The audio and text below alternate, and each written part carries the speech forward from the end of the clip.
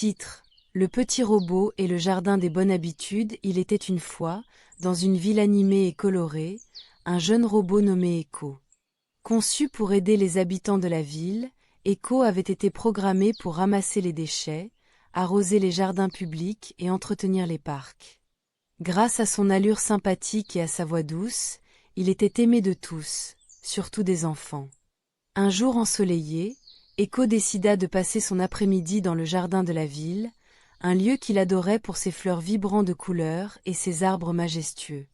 En se promenant, il aperçut soudain quelque chose d'étrange accroché aux branches d'un arbre, des déchets. Des plastiques, des canettes, et même un vieux jouet cassé étaient éparpillés dans son jardin bien-aimé. Echo se sentit triste et perplexe. Comment ces choses avaient-elles pu se retrouver là? Tout à coup, un groupe d'enfants en train de jouer ne fit pas attention à son désarroi. Ils couraient et riaient, inconscients de la pollution qui les entourait. Echo se rendit compte qu'il devait faire quelque chose. Il ne pouvait pas simplement ramasser les déchets et les jeter. Il devait aussi enseigner aux enfants l'importance du recyclage et de prendre soin de la planète. Le lendemain, Echo mit en place un grand événement qu'il appela la Journée du Jardin Propre. Il invita tous les enfants de la ville à venir pour participer à une activité ludique et éducative. Le jour J, le jardin était rempli de jeunes esprits curieux. Echo les accueillit avec enthousiasme et leur expliqua ce qu'il avait trouvé dans le jardin. « Mes amis, » commença Echo, « il est important de prendre soin de notre environnement. Chaque déchet que nous laissons ici contribue à polluer notre belle ville. Mais ensemble, nous pouvons faire la différence. » Les enfants, intrigués, prêtèrent attention. Echo leur proposa un jeu. Ils devaient former des équipes et partir à la chasse aux déchets dans le jardin. Chaque trouvaille serait recyclée ou réutilisée, et l'équipe qui ramasserait le plus de déchets gagnerait des petites récompenses, comme des plants de fleurs à replanter chez eux. À mesure qu'ils ramassaient, Echo leur expliqua comment chaque matériau pouvait être recyclé. Le plastique, le papier, le verre. Il leur montra aussi les symboles de recyclage et leur expliqua le processus. Les enfants étaient enthousiastes, riant et courant partout dans le jardin, se transformant en petits protecteurs de la nature. À la fin de la journée, le jardin était plus propre que jamais. Echo observa les sourires sur les visages des enfants, mais surtout, il remarqua qu'ils étaient fiers de ce qu'ils avaient accompli. À ce moment-là, il sut qu'il avait réussi sa mission. Il rassemblait les enfants autour de lui et déclara : « Vous êtes maintenant des ambassadeurs du recyclage. N'oubliez jamais que chaque petit geste compte. Si chacun de nous se soucie de son environnement, nous pouvons vivre dans une ville plus propre et plus belle. » Les enfants, inspirés par leur aventure, promirent de toujours recycler et de sensibiliser leurs familles et amis à cette cause. Et depuis ce jour, le jardin resta un lieu de beauté, non seulement grâce à Echo, mais aussi grâce à l'engagement des enfants, qui avaient compris l'importance de protéger leur planète. Leçon de vie, chacun de nous a le pouvoir de faire une différence. En éduquant et en sensibilisant, nous pouvons bâtir un avenir meilleur pour notre environnement. Titre : La quête des coccinelles. Il était une fois, dans un jardin luxuriant, une petite coccinelle nommée Lila. Lila était connue pour sa curiosité insatiable et son cœur tendre. Un jour, en explorant le jardin, elle découvrit une chose terrible. Les fleurs de ses amis, les papillons, les abeilles et les autres insectes, commençaient à perdre leur couleur vibrante et à se faner. En s'approchant, elle remarqua une étiquette sur un pot de fleurs. « Pesticides, attention !» Lila se rappela que son grand-père lui avait souvent raconté comment les pesticides pouvaient être nuisibles non seulement pour les insectes, mais aussi pour les belles plantes qui leur fournissaient nourriture et abri. Elle savait qu'il était urgent d'agir. Elle se mit alors en tête de rassembler tous ses amis pour sauver leur jardin. Elle commença par rendre visite à Benny, le papillon, qui aimait butiner les fleurs. En voyant la tristesse sur son visage, Lila lui expliqua la situation. Benny, le cœur lourd, accepta de l'aider. Ensemble, ils volèrent vers la maison de Zaza, l'abeille, qui adorait récolter le nectar des fleurs. Zaza fut horrifiée d'apprendre que les pesticides représentaient une menace pour son précieux jardin. Les trois amis décidèrent alors de rassembler tous les insectes du jardin. Ils convoquèrent Ronron le scarabée, Lucie la fourmi et plusieurs autres créatures. Tous se réunirent au pied du grand chêne, prêts à écouter le plan de Lila.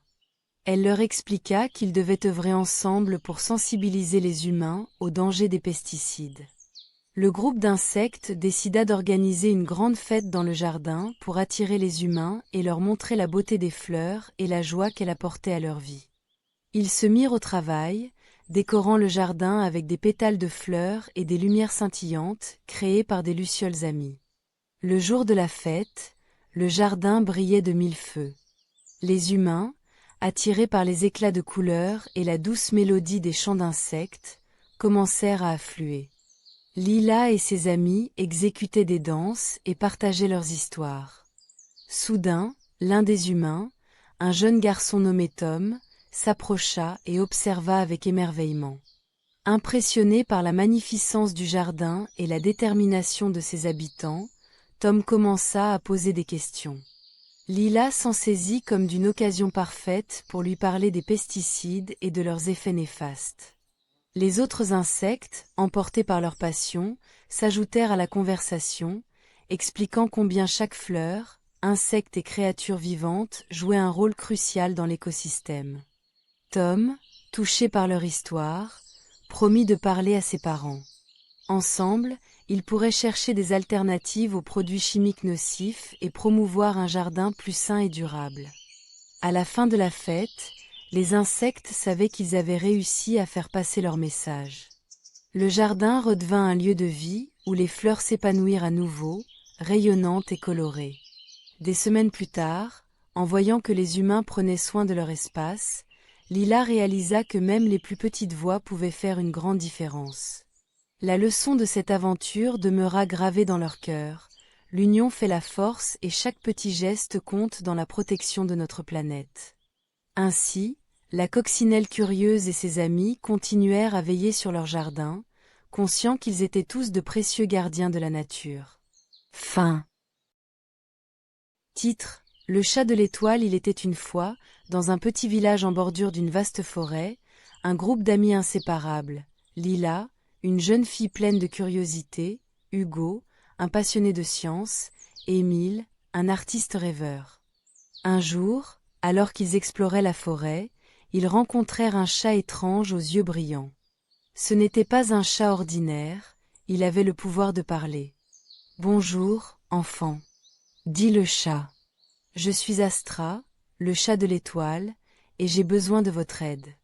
Un sorcier maléfique menace notre monde lointain, Orient. Il a volé la lumière des étoiles qui maintient l'équilibre de notre univers. » Lila, intriguée, demanda: « Comment pouvons-nous t'aider ? » Vous devez collecter 3 cristaux, la sagesse, le courage et l'empathie. Chaque cristal se trouve dans un lieu différent, protégé par des épreuves. Répondit Astra. Les amis acceptèrent avec enthousiasme. Ensemble, ils empruntèrent le chemin qui mena à la montagne de la sagesse.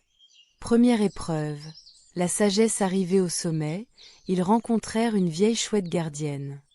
Elle leur posa une énigme complexe. Je peux être brisé sans être touché. Que suis-je? Après quelques minutes de réflexion, Hugo s'exclama: c'est un secret. La chouette, satisfaite de leur réponse, leur donna le cristal de la sagesse. Deuxième épreuve, le courage. Le groupe continua sa quête et atteignit la forêt des ombres. À l'intérieur, ils virent un chemin obscur bordé d'ombres terrifiantes. Émile, qui avait peur, hésita à avancer. « Si nous restons ici, nous ne pourrons jamais sauver Orient, » dit Lila avec détermination. Elle agrippa la main d'Émile et ensemble, ils traversèrent la forêt à voix haute, chantant pour chasser les craintes et retrouver leur bravoure. À la sortie, une lumière éclatante leur révéla le cristal du courage. Troisième épreuve. l'empathie, ils arrivèrent enfin au lac des souvenirs, où ils virent un groupe de petites créatures tristes. Celles-ci avaient perdu leur foyer à cause des actions du sorcier. Comprenant leur douleur, Lila, Hugo et Émile décidèrent de les aider à reconstruire leur maison en utilisant des matériaux trouvés autour du lac. Merci, amis.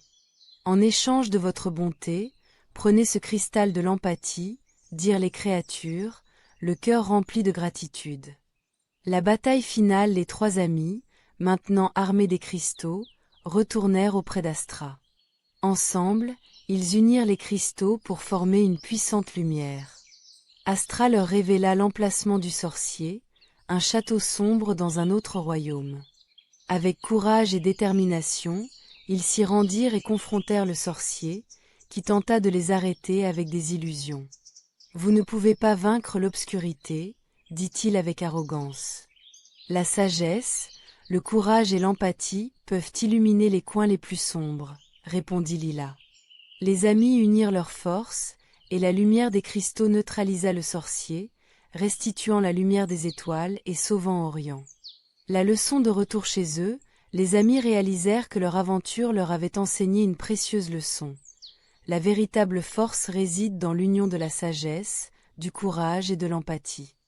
Ils avaient appris que chaque obstacle pouvait être surmonté avec la solidarité et la compréhension des autres. Et c'est ainsi que, dans leur petite ville, Lila, Hugo, Émile et Astra continuèrent à être des porteurs de lumière, partageant leur histoire et inspirant chacun à cultiver ces valeurs dans leur vie quotidienne. Le colibri et l'étoile filante. Il était une fois, dans une forêt vibrante de couleurs et de sons, un colibri nommé Célia. Elle était petite, rapide et avait un plumage éclatant de vert et de bleu. Chaque jour, Célia butinait les fleurs, apportant la pollinisation essentielle à la croissance des plantes et des arbres qui peuplaient sa maison. Pourtant, Célia rêvait d'aventures au-delà des limites de la forêt. Un soir d'été, alors que les étoiles commençaient à scintiller dans le ciel, Célia vit une étoile filante traverser l'horizon.